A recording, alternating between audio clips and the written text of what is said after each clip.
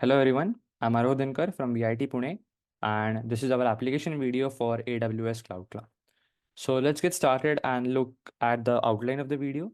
So today we are going to learn about cloud computing in brief. We are going to learn about AWS, which is Amazon Web Services, and we are going to see an AWS Elastic Beanstalk service, which is a service offered by AWS. Now, let's take a deep dive into the video and get started and look at what is cloud computing first. So, cloud computing is a technology that allows us to access and use computing resources like servers, storage, databases, networking softwares, etc., over the internet instead of relying on our own computer's hardware or local servers. So this technology is a technology, very popular technology. And why do we use it, right? So it provides you with on-demand services. Which means that it has a pay-as-you-go model. It also has broad network access, which means that you can access anywhere, anytime. It also has resource pooling, which means that you can share your resources with multiple users, which enhances the efficiency of the project. It also has rapid elasticity, which means that you can quickly overload your application if you have more traffic, and you can quickly scale down your service if there is less traffic. Now, let's see about Amazon Web Services. So, as we studied about cloud computing and cloud technology, now AWS is a cloud provider which offers this cloud technology. It offers many cloud services, including computing power, storage, databases, machine learning, analytics, and more. AWS has transformed the way businesses operate by providing scalable and flexible solutions. So let's look at some facts about AWS, right? So it is a service which was launched in 2006. It currently occupies 32% of the market share in cloud technology. It has a wide portfolio of 200 plus cloud services, which are secured and also scalable solutions. AWS also offers free as well as paid services. These are some top companies which use AWS, which is Stripe, Netflix, Airbnb, Facebook, Spotify, Pinterest, Adobe, McDonald's.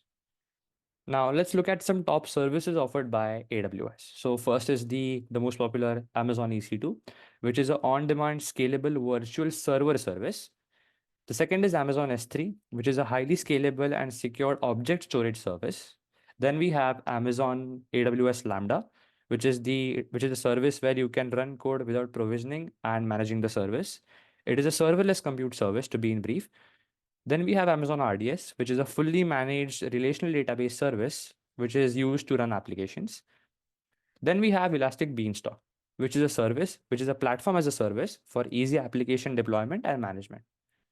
So let's take a deep dive into this Elastic Beanstalk service, right? So as I said in the previous slide, that it is a service which is used to deploy and scale applications.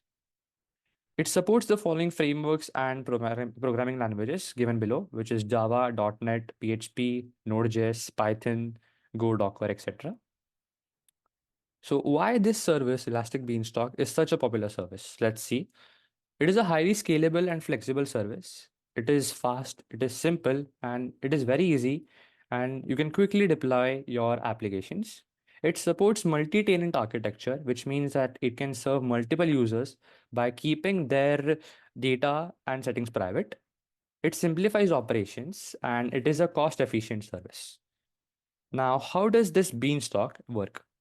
So first, an application is created. It is generally created by the developers using the frameworks which Elastic Beanstalk supports, like Python, Java, Node.js, etc. Then once you create your application, you have to upload the version on AWS, and then you have to launch the environment. You don't have to write any specific code. You just have to press the buttons which are given in the AWS Elastic Beanstalk framework. So once this is done, Elastic Beanstalk starts working and it will run an AC2 instance. Now, what is an AC2 instance? It is basically a virtual server offered by AWS. Once it runs this AC2 instance and deploys your application on this instance, you can view it on the AC2 dashboard also. By this, you don't have to worry about any security groups, IP addresses, etc. Everything will be taken care by the Beanstalk service. So if you want to update your version, you just have to upload the version and launch the environment.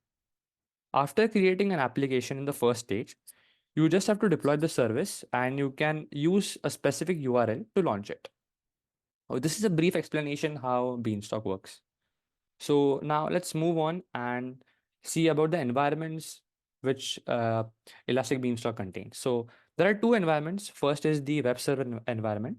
So AWS Elastic Beanstalk streamlines application deployment with web server environment. Uh, the environment employs an elastic load balancer, which you can see in the picture, to distribute client requests among AC2 instances in an auto-scaling group, which can be dynamically adjusted based on your application load. The host manager on AC2 instance manages tasks like log file generation and monitoring. The security groups, as we have shown here in the diagram, they act as firewalls, and a default group allows client access on HTTP port 80. So this is the web server environment architecture. Now let's move on to the worker environment architecture.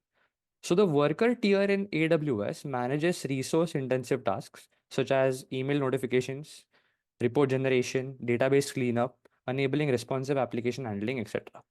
So to coordinate these two facilities, which is the worker and the web server tiers, Amazon has made a service which is called a simple queue service, XQS. So when launching a worker environment, Elastic Beanstalk installs a daemon, which is a program in AWS, on each of the AC2 instance, which is the virtual server, pulling requests from SQS service. Based on the priority, SQS sends messages via POST request to the worker's HTTP path. The worker executes these tasks upon the message reception, sending an HTTP response, and SQS deletes the processed message. So this is basically a brief explanation about the worker environment. And in the previous slide, we saw the explanation about web server environment. So this was the working and architecture of Elastic Beanstalk. So let's see what did we cover in this video. We covered about cloud computing. We also saw what is Amazon Web Service, what type of services does AWS offer, what type of companies use AWS. Then we looked at Elastic Beanstalk service, working of Elastic Beanstalk. Then we looked at the architecture and the environments, which is the worker and the web server environment. So I hope you enjoyed the video, and this is our application video for AWS Cloud Club status. So thank you so much for watching.